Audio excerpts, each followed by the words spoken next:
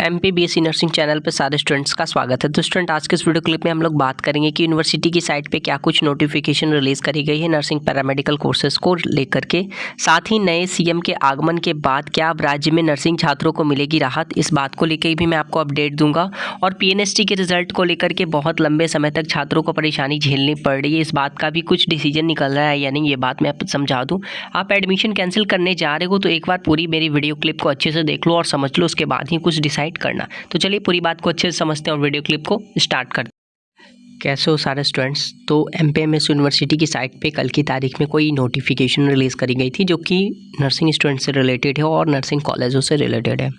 इस नोटिफिकेशन में क्या कुछ बताया जा रहा है, मैं सबसे पहले आपको शॉर्टली वो बता दूं। ये नोटिस जो है एकेडमिक सेशन 22 और 23 के स्टूडेंट्स के लिए है जो कि नर्सिंग और पैरामेडिकल कोर्सेज से रिलेटेड है। इस नोटिफिकेशन के अंदर में बताया ये जा रहा है कि revise notification for extension of date for submission of offline application form for application of nursing and paramedical with Madhya Pradesh medical science university Jabalpur Madhya Pradesh for the academic sessions 2022-23, यानी कि एकेडमिक सेशन 2022-23 से रिलेटेड जो भी नर्सिंग पैरामेडिकल के colleges हैं course के लिए, वो अपने एप्लीकेशन के लिए जो भी फॉर्म्स की जो तारीख बताई गई थी, जो डेट बताए गए थे, उस डेट पे आप एप्लीकेशंस अप्लाई कर दो। सेकेंड पॉइंट में बताया जाए prescribed applications form duly filled along with the copy of receipts of NIFT RTGS of the applicable fee paid by you should be submitted to the registrar Madhya Pradesh Medical Science University Jabalpur as scheduled below up to 5 PM at MPMS office. मतलब कि जो भी इसमें फ़ी amount payment करना है उसको आप NIFT या फिर RTGS के थ्रू अप्लाई कर सकते हो और वो सबमिट करना है वो 5 PM के पहले। ये पिछले बार की नोटिफिकेशंस को फिर से वापस से रिवाइज करा रही है, जिसमें कि जो भी फैकल्टीज़ है यहाँ पे शो रखा है। कोर्सेज जो है nursing, BSc nursing, post basic, MSc nursing और डिप्लोमा कोर्सेज जो भी यहाँ पे इंक्लूड है उनकी रखी है इन्होंने। और यहाँ पे डेट ऑफ सबमिशन दिया रखा है 30/12/2023। लेट फ़ाइन के साथ भी डेट मेंशन कर दिया है इन्होंने, मतलब 3 जनवरी 2024 15% लेट फ़ाइन अप्लाई होगा। यहाँ पे बैंक डिटेल्स दे रखे हैं। अब हम लोग बात करके हैं कि सर नर्सिंग स्टूडेंट्स इतने परेशान हुए, 3 साल से हमारे एक भी सेशंस के एग्ज़ाम्स नहीं लिए गए, साथ ही साथ कॉलेजों के ऊपर में कार्रवाई हुई, CBI जांच अप्लाई हुआ, कोर्ट में केस चले, लेकिन अब तक कुछ क्लियर नहीं हो पाया है और इसमें कितना ज़्यादा लंबा टाइम लगेगा। क्या हम लोगों को एडमिशन कैंसिल कर लेना चाहिए सर? बहुत पेशेंस रखते रखते अब टाइम ख़त्म हो चुका है, या फिर दूसरे कॉलेज में एडमिशन ले ले? हमारे दोस्त ने, हमारे फ्रेंड ने, हमारे रिलेटिव्स ने अदर स्टेट में या फिर कहीं और पे एडमिशन लिया है, उनकी कोर्सेज स्टार्ट हो चुकी, बट हमारे जो सेशन रुकी हुई थी इतने टाइम से, जो मांग हुई थी परीक्षा की, बट परीक्षा नहीं मिला और स्टूडेंट्स को खानी पड़ी हैं चोटें, पानी की चोटें, कभी लाठी डंडा की चोटें, और फिर अलग अलग तरह से मेंटली टॉर्चर भी हुए हैं स्टूडेंट। मैं आपको 2-3 पॉइंट बताता हूँ। सबसे पहले देखो, स्टूडेंट के नज़रिए से मैं देखता हूँ, आपके नज़रिए से मैं देख रहा हूँ कि ठीक है कि अगर यूनिवर्सिटी एग्ज़ाम कंडक्ट नहीं करवा पा रही है तो हमें क्या करना चाहिए। सबसे पहले जानो कि यूनिवर्सिटी एग्ज़ाम करना चाहती है, लेकिन दिक्कत कहाँ पे है कि यूनिवर्सिटी पार्टिकुलर आपके कॉलेज का एग्ज़ाम नहीं ले सकती। आपकी कॉलेज बिल्कुल सही हैं, सटीक हैं, कोई फ्रॉड नहीं है, आपके सारे फैकल्टीज़ अप टू डेट हैं, आपके कॉलेज के जितने भी टर्म कंडीशन थे उन्होंने पूरे करे।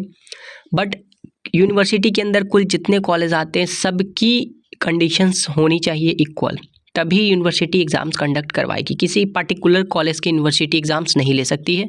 जितने यूनिवर्सिटी के अंदर कॉलेज हैं उन सब के एग्ज़ाम्स एक साथ होगी। दूसरा पॉइंट, CBI जांच लगने के बाद जब तक CBI इन्वेस्टिगेशन कंप्लीट नहीं होती, कोर्ट में फाइल्स सबमिट नहीं किए जाते, तब तक यूनिवर्सिटी अपने तरफ से रिज़ल्ट भी जारी नहीं कर सकती। यही रीज़न है कि 2019 के सेशन के जो स्टूडेंट थे उनके रिज़ल्ट अब तक रुके हुए हैं। ठीक है, अब कुछ और पॉइंट बताता हूँ कि अगर आप एडमिशन कैंसिल कर लेते हो, ठीक है, तो आपके पहले तो फ़ी अमाउंट जो है वो रिटर्न नहीं होंगे, क्योंकि ज़्यादातर कॉलेज मेरे अकॉर्डिंगली अभी ज़्यादातर कॉलेज जो है अपने फ़ी डिपॉजिट के टाइम ही जो आपको फीस रिसिप्ट मिलता है उस पर क्लियर मेंशन होता है कि deposited fees will not refund, मतलब आपने जो फ़ी सबमिट कर दिया कॉलेज में वो आपको वापस से नहीं मिलेगा। लॉस आपके होंगे, पैसे जाएंगे। चलो ये भी मैनेज कर रहे हो आप, पैसे जा रहे हैं आपके, ठीक है। आप टाइम बचाना चाहते हो, फ्यूचर बनाना चाहते हो। लेकिन आप ये देखो कि अभी के टाइम पे क्या आपको किसी अदर स्टेट में या कहीं पे कॉलेज में एडमिशन्स मिल रहे हैं, सीट आपको एप्लीकेबल के लिए मिल रहा है। अगर सीट अवेलेबल है, आपको एडमिशन मिल रहा है, ये से समय आपको कहीं दूसरे जगह पे सीट अवेलेबल मिल रहा है, सेशन है, तो आप प्लीज़ एडमिशन ले लो। अगर नहीं मिल रहा है तो आप घर बैठोगे, उससे अच्छा है कि आप यूनिवर्सिटी के साथ घर बैठो, केस सीबीआई इन्वेस्टिगेशन के साथ आप घर पे बैठो। जब आप घर पे बैठना ही एडमिशन कैंसिल करा के, तो आप ऐसे ही बैठो, आप सोचो कि आपके एडमिशन कैंसिल हो गए। हो सकता है ऐसा हो कि आपने एडमिशन कैंसिल करवाया और तुरंत इधर केस क्लियर हो गया। अब एक पॉजिटिव बात कर लेते हैं कि हमारे जो स्टेट के, हमारे राज्य के, प्रदेश के जो नए मुख्यमंत्री आए हैं, मोहन जी, तो मोहन यादव जी का व्यवहार विचार कैसा है वो तो क्लियरली पता चल रहा है सब लोगों को कि जो नए सीएम आए हैं उन्होंने बहुत जल्दी फर्स्ट कैबिनेट बैठक में बहुत सारे अहम मुद्दे पे डिसीजन लिया गया और उस पर काम जारी हो चुकी है, और भी बहुत सारे उन्होंने काम स्टार्ट कर दिए और नए साल में बहुत कुछ नया मिलने जा रहा है प्रदेश को।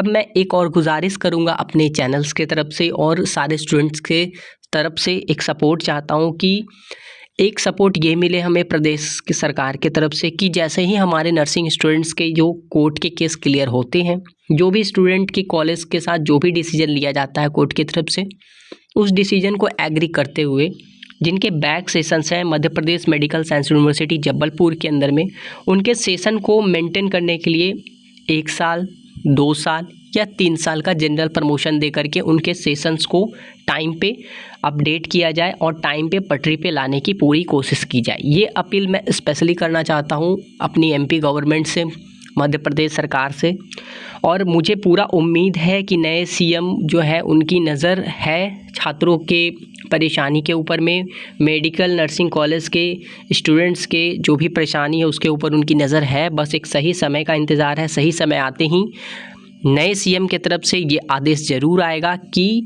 छात्रों को प्रमोशन दिया जाए और उनको उनका हक पूरी तरह से मिले। अब इस बीच में आप ये डिसाइड करो कि आपको क्या करना है, क्योंकि आपकी पर्सनल लाइफ है, आपका कैरियर है और आपकी रिस्पॉन्सिबिलिटी है। जब तक आप खुद एक निर्णय अपने लिए नहीं ले पाओगे तब तक आप किसी दूसरे के लिए कोई चीज़ नहीं कर सकते हो।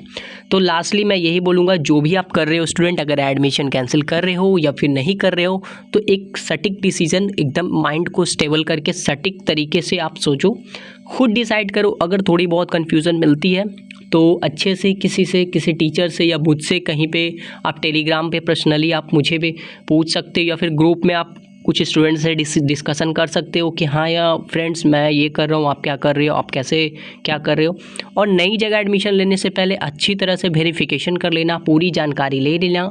आईएनसी अप्रूवल लिस्ट में कॉलेज का नाम, स्टेट सब कुछ मेंशन होगा, सब कुछ आप चेकआउट कर लेना, उसके बाद ही आप एडमिशन लेना।